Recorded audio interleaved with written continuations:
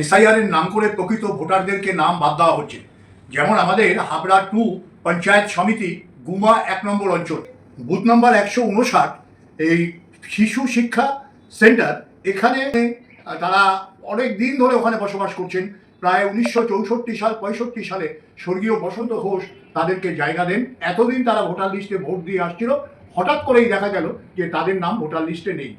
এবং আরও একটা জায়গা আমি আপনাদের বলি, আমাদের booth number 61 Surya Maulana Azad high স্কুলে সিরিয়াল নাম্বার 343 থেকে 414, এই এলাকায় প্রত্যেকেই প্রায় আমাদের এদেশি মানুষ বসবাস করেন।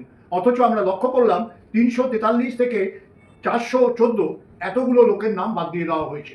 আমরা এই নিয়ে প্রতিবাদ করছি এবং ইতিমধ্যে আমরা খোঁজ খবর নিচ্ছি। আমাদের যারা বিএলএ আছেন বা বিএলও যারা রয়েছেন তাদের সবার সঙ্গেই যোগাযোগ করেছি এবং বলেছি এটা কোনো অবস্থাতেই আমরা মেনে নেব না। প্রকৃত ভোটারদের তাতে কিন্তু প্রকৃত ভোটারের নাম বাদ যাচ্ছে। আমি আরও একটা জায়গা থেকে অনুসন্ধান করেছি, আমার দলের কর্মীরা আমাকে আইডেন্টিফাই করে বলেছে, বাইগাছি নিম্ন বুনিয়াদী স্কুল অশোকনগর কল্যাণগড় পৌর এলাকার 22 নম্বর ওয়ার্ড, সেখানে প্রায় বহু লোকের নাম বাদ গেছে এবং সেখানে কারো ভোটার লিস্টে 2002 সালের নাম নেই।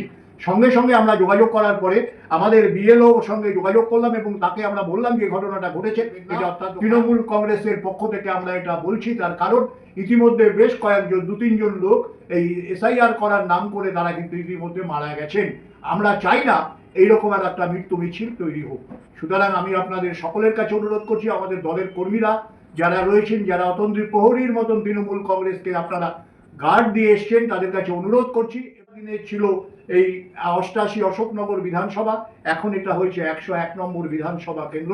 এখানে প্রকৃত ভোটারদের যাতে নাম থাকে সেই ব্যবস্থা করতে হবে, তা না হলে আমরা কিন্তু বৃহত্তর আন্দোলনের দিকে যাব। কারণ কোনো কথা চলবে না, এসআইআর এর নাম করে প্রকৃত ভোটারদের বাদ দেওয়া যাবে না। আমাদের তৃণমূল কংগ্রেসের কর্মীরা, আমরা অতন্দ্রী প্রহরীর মতন আমাদের কর্মীরা সজাগ রয়েছেন। ধন্যবাদ, নমস্কার, ভালো থাকুন।